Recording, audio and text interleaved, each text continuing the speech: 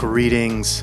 This is San Francisco 1999, and I'm Neil Cavan. I'm an artist and a performer, and I was there on the San Francisco Bay Area scene during the last days before smartphones and social media.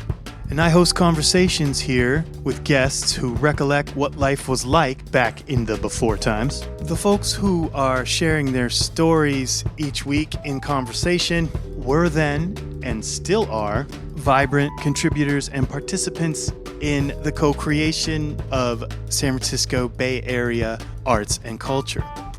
The majority of the esteemed guests are folks that I know from that time and or had the pleasure of working with back then, perhaps are still my colleagues now, many of whom I have the honor of considering my good friends to this very day. You can join the conversation by leaving a question or a comment at sanfran99.com. Hello. It is a rainy Saturday, November 15th, 2025. Yes, Saturday. I know. I broke my promise to you that new episodes would be out every Friday. I'm doing my best. Hopefully, it will be worth the wait because today in conversation, we have Gabriel Harris. And if you don't know, Gabe is a world touring percussionist, and he has been involved in many different traditions of drumming and healing music with his trio and his duo and his other collaborations. Preceding his current projects, he toured extensively before the pandemic with Joan Baez. The drum ensemble that he mentions in this conversation evolved into what is known as Rhythm Village, and you can hear some of the recordings here and in the links.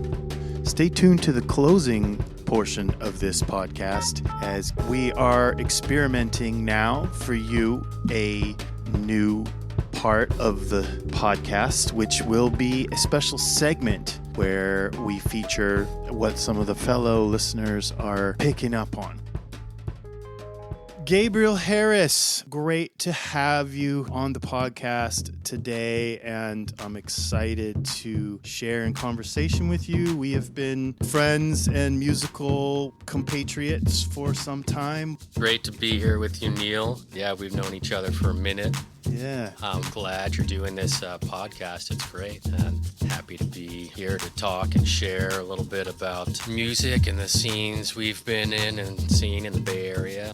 I know that you were born and raised in the Bay Area, mid-peninsula. When did you start pursuing percussion? Like right around the beginning of the 90s, maybe a little before that. I had exposure to that in my life because I was around the music scene a whole lot and was around Mickey Hart some as a kid. I was interested in the healing arts and studied some holistic healing. I was interested in Taoism and Qigong and Taoist cosmology, and didn't really study music in school. But around the same time, I was living in the city. I was living out in the Sunset, 42nd and Kirkham. I was actually working in a garage in the Mission. It was like down around, like it was like 13th and Valencia, something like that. I went wandering around the Mission and wandered into a pawn shop and saw a pair of congas in there, and I was like, oh man, got to check these out. Borrowed some money from my buddy and bought the congas and was playing around with those and kind of like taking an interest.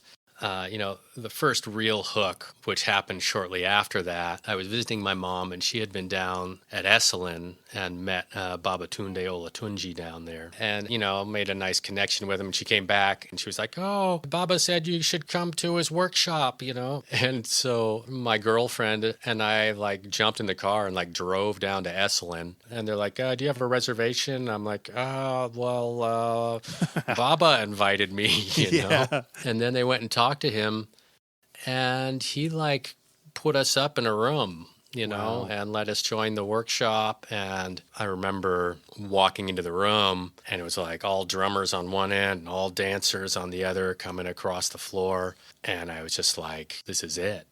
Very cool. I kept coming and doing stuff with him for a while. So he would always be at Esalen? Yeah, he would come every year and do a week-long workshop at Esalen, and I would come down and do that. He was more than just a drum teacher. He was a mentor, and and a bit of a spiritual mentor too. He just was always sharing wisdom.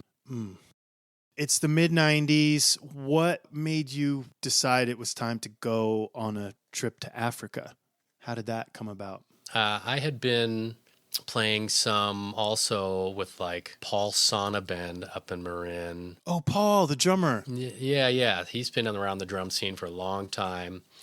And we would go into the city and play in Carnival and the Mission. And so I went in and we were playing. We had a float in Carnival and we were hanging out. And I heard some djembe players a few floats down. I'm like, oh, I'm going to go check that out.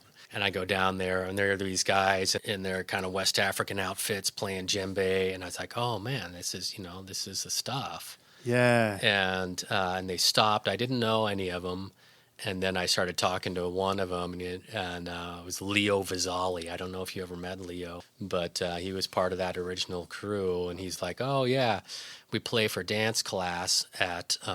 I think at the time it was called Third Wave. Yeah. That was down by 24th and Mission. Mm-hmm. Showed up with my drum, and there were all these drummers there playing, and I joined them and started playing for class. Cool. And there was one guy, this little white guy with a mohawk, who was just shredding on the djembe, And we played, and like after class, I went and talked to him, and we were talking, and he was saying how he just got back from Senegal, and I was like, oh yeah, I'm getting ready to go to Guinea, and we're talking for like 5 minutes, and I look at him and I say, are you Ben Isaacs? And he looks at me and goes, are you Gabe Harris?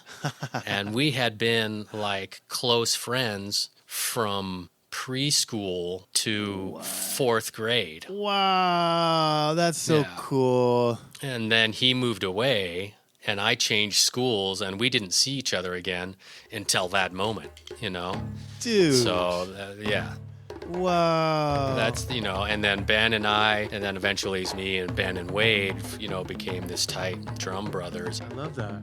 Wow. Who was teaching those classes at that time? So that was the dance teacher who was also teaching the drumming was Basori Bangora, who was from Guinea. Okay. He's the one that organized the trip that we took to Guinea in 1995. Yeah, so it was like a group trip. He's like, okay, drummers, we're going to. Yeah, he organized this trip, which wound up not being very well organized. Oh, really? Yeah. Had he done it before or no? No, it was before anybody was doing that. Yeah. We showed up in Guinea. At the time, like Guinea was not prepared for tourists, and we got there. There was a whole lot of hassle in us getting there and issues with our visas, and I won't go into everything, but we got there and stuff wasn't organized. We were there camp was supposed to be for, 3 weeks or something. Mm-hmm. And at the end of it, I was like, I got to stay and find a teacher, really, because things were just not organized. He had some young guys come in and teach in, and we played some dance classes. A bunch of our crew was there. John Ducott, I think you might know John Ducott. I don't know, he was part of that crew. And Liza Matlack. Yeah, Liza. Yeah, Liza, bless her. Michelle Starr, Ona Lasassier. So a few of you stayed? Yeah, I wound up staying. I wound up partnering up actually with Leo and Ona and this man named Owa, who used to live in Santa Cruz. And we wound up meeting some locals, staying with them, looking for a teacher, eventually connected with Ibro Konate, who was the eldest son of Famadou Konate, who was like renowned elder djembe fola, and studied with him for like a month. In Guinea, yeah. And that was kind of like, he was giving us just way more than I could absorb at the time. Yeah. Right. It was like giving an 8th grader lessons with Einstein. Yeah. That was a huge growing experience being there, seeing that part of the world. It was really, I think at the time, the International List of Living Standards, which is, rates places by, access to water, electricity, all that. I think Guinea was number 2 from the bottom at that time. I have a clear picture because I went to Ghana in 1996. Mm-hmm. But it was like huge eye-opening experience, in the midst of this, what was kind of the most third world place I'd ever been, for sure. Open trench sewage in the streets and no windows, no glass, shanty houses, everything. And then we walk around the corner and there are like drummers and dancers there celebrating a wedding, and they just look, they look great. They're dancing, they're, having more fun and experiencing more joy than I could find anywhere here. Dude, you nailed it. That's exactly it. And more free and trusting and alive, and in that sense, like, I don't mean to like glorify the fact that there was poverty and colonialism had really devastated everything there, but despite all of that, a very indomitable community spirit. Yeah. So you've had this life-deepening, changing type experience, and you're back in San Francisco now with a new context for your drumming that you've fully dedicated yourself to. That was when I met Mabiba and went and started playing for her classes, and she was all of our mamas, And that was when I met Wade, and that was when I met Noah, Randall, Sol Salam. I think at the time he was going by DJ Cress, and Elsu Martin, he was part of that crew. So many. And Mabiba was teaching at Rhythm and Motion back when it was down like south of Market. Okay, not that place at 24th. No, it wasn't Third Wave. What did that place become? It became called Dance Mission. Yeah. But they had it was kind of a big warehouse space, and there would be Afro-Brazilian classes going on, Afro-Haitian, and we were doing the West African. Yeah, and that kind of became my religion. I started going and playing for that twice a week, and she was tough. There were basically 6 seats, She'd have 3 people playing Dunun, and she was the only dance teacher that would split up the Dunun and have, one person playing the Dunumba, one playing the Stongban, and one playing the Kinkini. And she was the only one that was teaching like that. And then she would have 3 seats for djembe players, maybe 4. So it was kind of like you kind of had to make the cut. Right. And that really became my community. Not long after I moved into the city, I think at the time I was living up in Marin, and then I moved into the city and moved in with Sean Araneda, who was part of that crew. Super talented, gifted player. And I first moved in and lived in Sean's closet. He was living around at the end of Oak, near where it runs into Market, And he had this oversized closet, and I moved in with him and just was living in there while, we decided to look for a place together, and eventually found, it was it was when the dot boom was happening and housing in the city was just going bonkers. That became something that everyone has talked about, that part of the reason why we were able to be involved in so many creative things and collaborate in the ways that we did and start things and go on, go on these trips and things like that, is because rents were cheap, much cheaper. We're still reasonable, yeah. And so I was going around looking at all these places, and everything was, nothing was available. And then I would find a place that was great, and but then it's competing with the tech people that had the fancy resumes and all the cash. Yes. And finally I went and looked at there was a 3-flat building in the Mission, 21st in Florida. So you had multiple housemates then, I'm guessing? Yeah, it was me and Sean and this woman Rethel. We found a third, so we had the bottom flat. Cool. And Sean and I would ride our bikes to Mabiba's dance class twice a week. Would you say 21st and what? 21st in Florida. I had a friend who I tried to get on the show that had a really cool gallery there in the 90s. It was really ahead of its time. Like, it's the kind of stuff you see in LA now, but it was called Culture Cache, and it had, artists like Shepard Fairey and, different like kind of street artists, Yeah. That's cool. But and that's also Cell Space was kind of down there. Yeah, we did some events at Cell Space. We kind of made this drum crew. Yeah, that's what I was going to ask. So you're drumming twice a week. You're doing these classes. Like, what does a day in the life in like the late 90s look like when you're living there in the Mission? Yeah, I mean, I was doing odd job carpentry at the same time to keep things going, and then playing drums. And I remember we had our drum group. And it was you and Sean and... Me and Sean and Wade and Ben and Glenn and Elsu, I think. It's like different people come and go, and Randall, and then, and a bunch of dancers, Liza, Anna. Wade was with Anna. So, and we had this kind of, it was kind of like a community. And then some of us got, and Leo was part of it, and some of us got more like into like, we want to do some performances and into that. Right. And I remember the first gig that we had, we were getting together and practicing and working stuff out. And one of the dancers was like, oh, there's going to be an AIDS fit. And would you guys want to like do a little set? And so we, practiced for it some. And then the day comes and we go down there, and it turns out to be a benefit they were having at the Eagle Bar. It was a gay biker bar.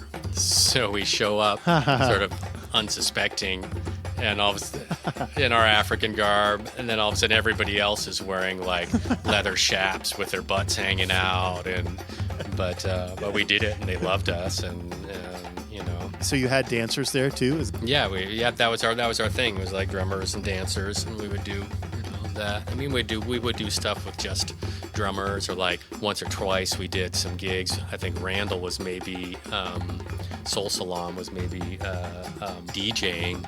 Like we did the Elbow Room with doing like us playing with the DJ. Oh, cool.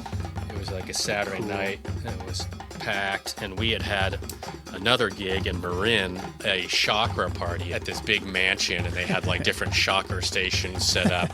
We played there, had a great gig there with all, everybody doing their chakra dance while we were playing, and then drove into the city, played at the Elbow Room, a packed house, slamming set, like going back and forth with the DJ, and Soul Salam knows all the drum music, so he would know where to cut out and leave space for us to play breaks. And then after we did that gig, we drove back to where the first gig was and hung out for chill time, like everybody in the hot tub and swimming pool and stuff. So.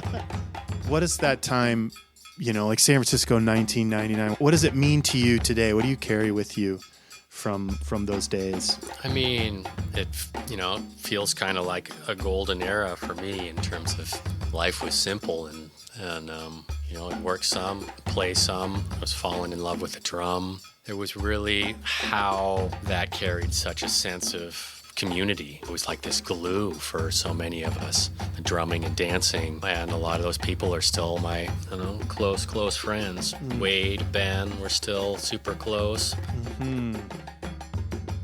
Gabriel Harris, my brother, what an honor. Thank you for sharing. Thank you for taking us back to that special time. Any musical projects or events, anything coming up?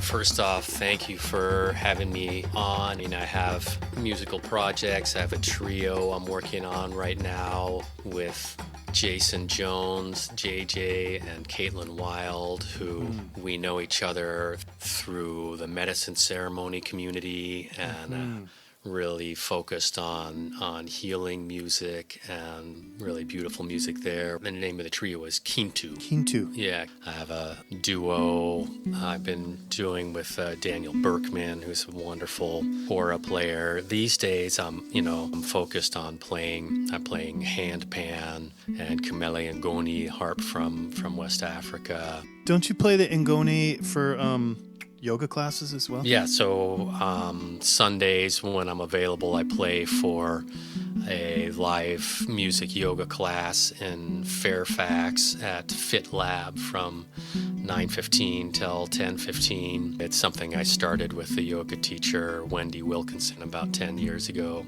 But I do a lot of collaborating around like that, working on recording some of my own music. I have one hand-pan track. The name of the track is Shadow Light. Find it on Soundcloud. My Instagram is Gift of Groove, or you can follow on my website, gabeharris.com. Yeah, my brother. So, yes, wishing you all the best in all of those musical explorations and endeavors, and I look forward to seeing you very soon, perhaps at the Celebration of Life for Soul Salam at the end of the month there in San Francisco. Is there something you can send me a link to for that? It's at Beer Garden, I think at 4 p.m., and I think that's in the Mission. So I don't know what Beer Garden is. That sounds a very generic name. It'll be there for him on Wednesday, the 26th. Okay, yeah. Yeah.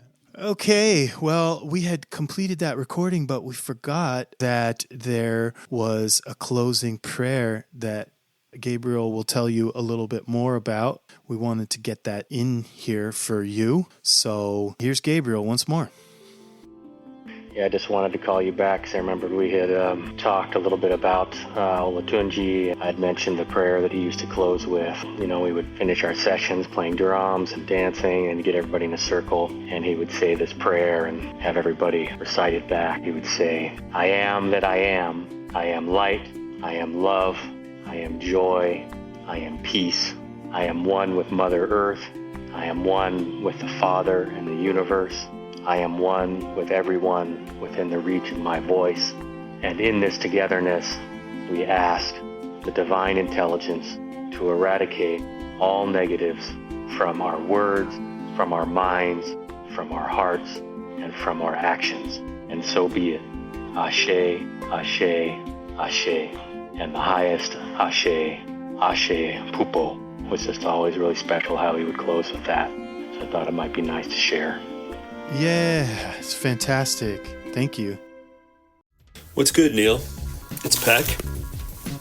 I wanted to tell you that I just laid on the floor and listened to the first 5 episodes of San Francisco 1999. And I was really inspired by it. I really pick up some common threads from one episode to another. Everyone you talked to there found an amazing tribe of people to work with in that time. And they've stayed connected to their tribe and feel like deep respect and fondness for each other. Thank you for listening to San Francisco 1999. We'll be back next Friday with another episode for you. Subscribe to this podcast so that you get notified. And if you'd like to join the conversation, you can go to sanfran99.com, leave a question, comment, sign up for the newsletter. And hey, before you go, remember this. You are making history. You are part of history. You are part of culture. And so my hopes and my wishes for you are that you find ways to express yourself creatively and engage in the communities and the cultures that you are passionate about and be a part of making something happen. Until next time, take care and much love.